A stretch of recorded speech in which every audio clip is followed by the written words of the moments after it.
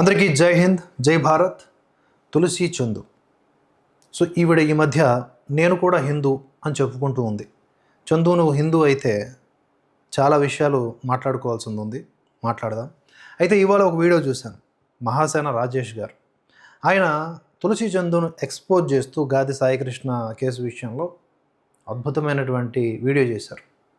అంటే ఎప్పుడన్నా సరే ఒక నిజాన్ని నిర్భయంగా ఉన్నట్లుగా చెప్పేవాళ్ళు ఎవరున్నా సరే మనం స్వాగతించాలి.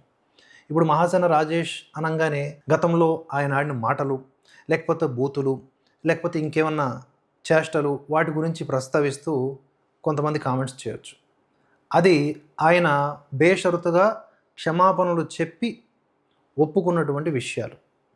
ఓకే, దానికి సంబంధించి మరలా అంటే ఇప్పుడు తన తప్పును తాను తెలుసుకొని ఇప్పుడు ఒక ప్యూర్ పాలిటిక్స్లో ముందుకు వెళ్తున్నటువంటి విధానం ఏదైతే ఉందో దాన్ని మనం చూసి అందులో ఏమైనా విమర్శలు ఉంటే చేయాలి తప్ప, ఇంకా ఆయన ఒప్పుకున్నాక కూడా అంటాము అంటే ఇంకా అది అర్ధరహితం. కనుక నేను ఆ కామెంట్స్కి రెస్పాండ్ అవ్వను.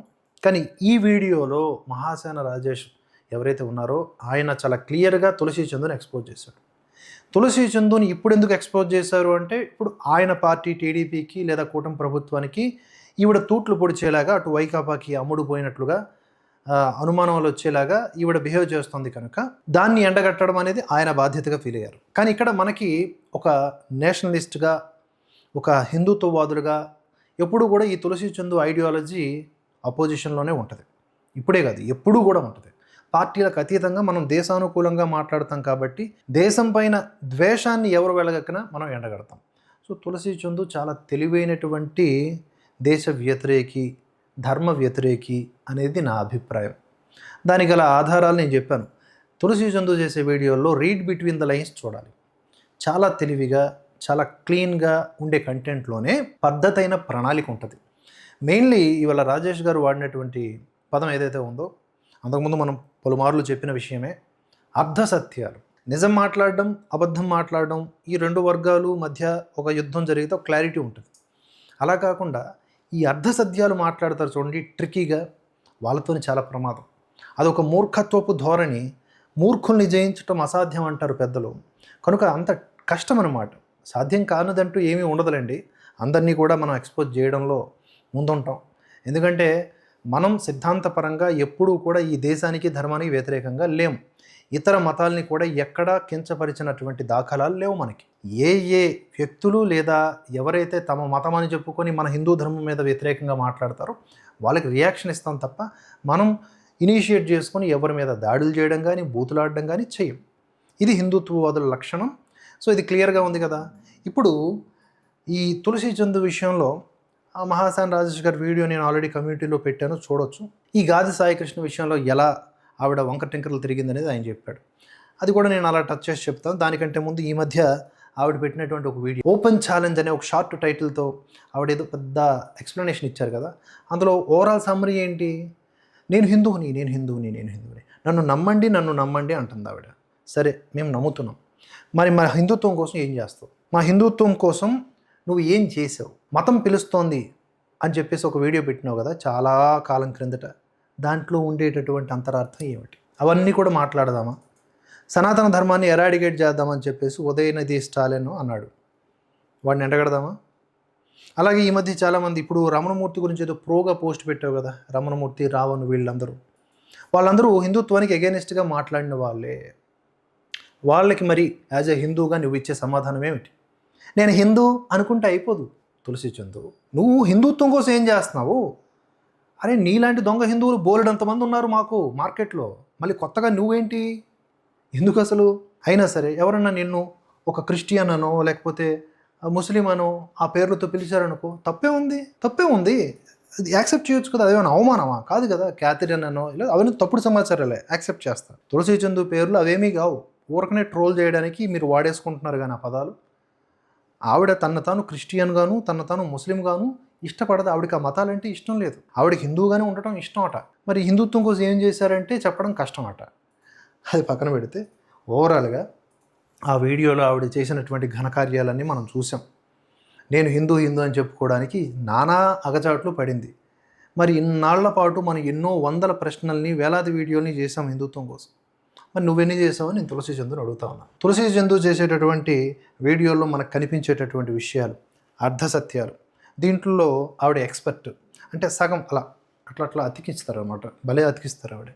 విదేశీ మీడియాలో ఆవిడకి సోర్సు, మనకేమన్నా సొంతంగా అంటూ ఏముండదు. అక్కడ ఆల్ జజీరానో లేకపోతే ఇంకేదో విదేశీ పత్రికలు మీడియాలు ఉన్నాయి కదా, అవే సోర్సులు మనకి.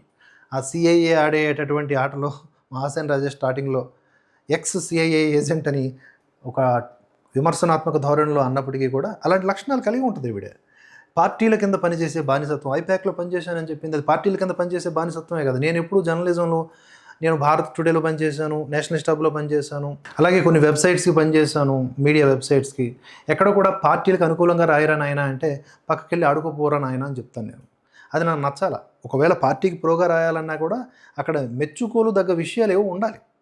నాకు బీజేపీ ఎందుకు అన్ని పార్టీల కంటే కొంచెం ప్రోగా కనిపిస్తుంది అంటే వాళ్ళ విధానాలు జాతికి జాతీయతకి దగ్గరగా ఉంటాయి కనుక.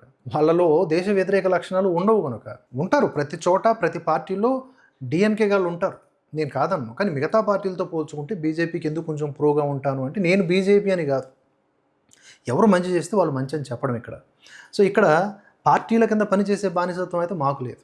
ఇది తులసి చందు గారు తనకు తాను ఒప్పుకున్నారు, ఐపాక్లో పనిచేశానని చెప్పి. అంటే వైకాపాకి ఆవిడ పనిచేస్తారు, ఇప్పుడు కూడా పనిచేస్తున్నారేమో మనకు తెలియదు. పనిచేస్తున్నట్లుగానే తెలుస్తుంది. ఆవిడ చేసే వీడియోలన్నీ చూడండి, ఆ నెరేటివ్స్ అన్నీ కూడా కూటమి ప్రభుత్వానికి, పవన్ కళ్యాణ్కి ఎగనిస్ట్గా ఉంటాయి. పవన్ కళ్యాణ్ అంటే ఒక ప్రత్యేకమైనటువంటి అటాచ్మెంట్ వీళ్ళకి. ఆయన అంటే పడదు, ఎందుకంటే సనాతన ధర్మాన్ని ఆయన ప్రోగా మాట్లాడాడు కాబట్టి, ఆయన తను హిందూ అని చెప్పుకున్నాడు కాబట్టి అప్పటి నుంచి. ఇప్పుడు తులసి చందు నువ్వు హిందూ అని చెప్పుకున్నావా? నేను హిందూ అని చెప్పుకున్నావు, ఫోటోలు పెట్టుకున్నావా? సేమ్ అదే పని పవన్ కళ్యాణ్ గారు కూడా చేశారబ్బా. అనపలాజెటిక్ సనాతని అని చెప్పుకున్నాడు. అంత మాత్రాన అంత ఎత్తున లేచిపోయావు. నువ్వేమి హిందువు చందు, తులసి చందు? నువ్వు హిందువు కాదు, అందుకని నువ్వు దొంగ హిందువి. హిందువులందు దొంగ హిందువులు వేరయ్యా తులసి చందు. పైకి లిబరలిజం ఉన్నదంతా కూడా చైనా వాదమే. ఇప్పుడు నేను చైనాను తక్కువ అంచనా వేయను. చైనా మనకు ఒక ఇన్స్పిరేషన్. అక్కడ ఉన్నటువంటి ఇన్ఫ్రాస్ట్రక్చర్ కానీ, అక్కడ ఉన్న డెవలప్మెంట్ కానీ, సరే అన్డెవలప్మెంట్ ఏరియాస్ కూడా ఉంటాయి, కానీ ఓవరాల్గా చైనా చాలా అడ్వాన్స్డ్ స్టేజ్లో ఉంది.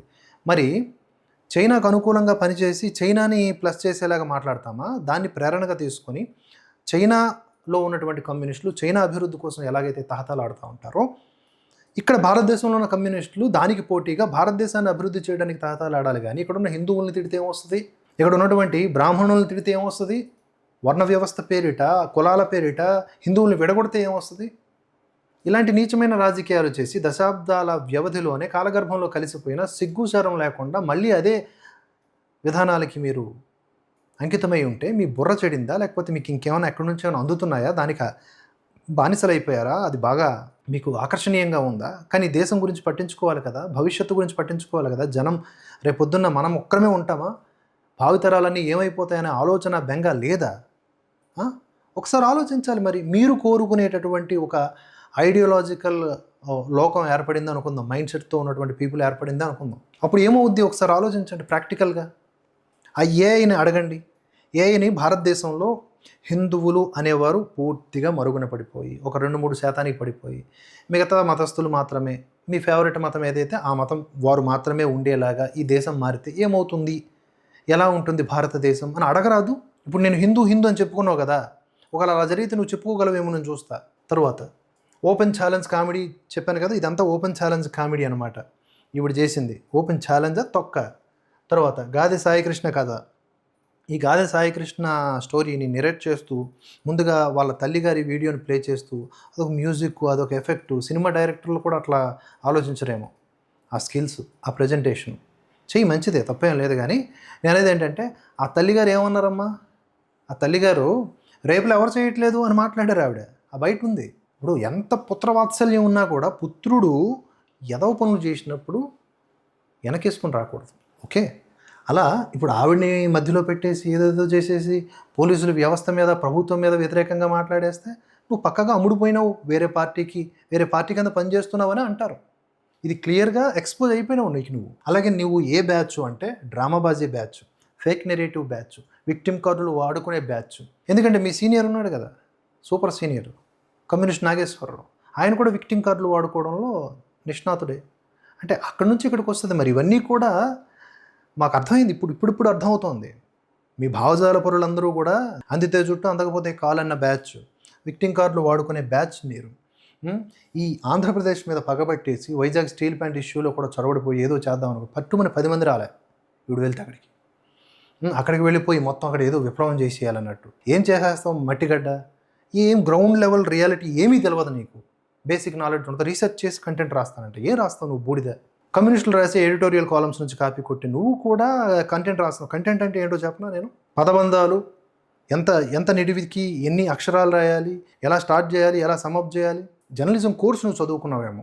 ప్రాక్టికల్గా మేము శాటిలైట్ ఛానల్లో పనిచేసినప్పుడు ఇవన్నీ అవగాహన తెచ్చుకున్నాం. సరే, ఆ తర్వాత పవన్ కళ్యాణ్ని టార్గెట్ చేయడం, వైసీపీకి అగైనిస్ట్గా మాట్లాడాను, చాలా వీడియోలు చేశాను, అవే ఎక్కువ వ్యూస్ వచ్చినాయని చెప్పి.